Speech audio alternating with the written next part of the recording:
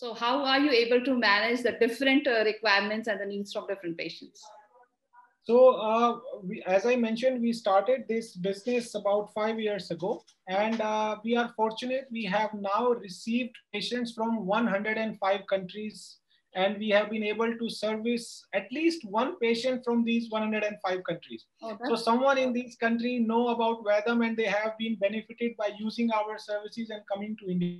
So that is our small contribution to the Indian healthcare and our economy, that we were able to bring someone to India. And you understand that there is no bigger pride for a country that someone is going back home and talking about the great things about the life of someone in their family friend was saved by Indian doctors, and for the rest of their life they are all gaga about India and the healthcare in India.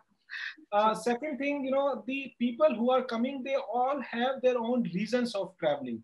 You know, out of these 105 countries, we have received patients from US, Canada, UK, Germany, Australia as well. We have received patients from, very, very extremely poor African countries as well. And there are some countries which fall in the middle where so the reasons for someone to travel are different. So like, for example, someone from UK would not travel to India because the healthcare was not available in the country.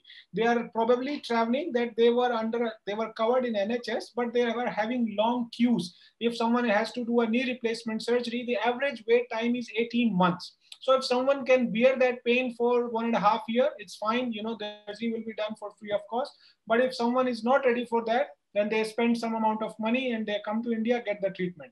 The second audience is the treatment is just not available in the country. There is no neurosurgeon in the entire country. There is no oncosurgeon in the entire country. So those people come because the healthcare services were just not available.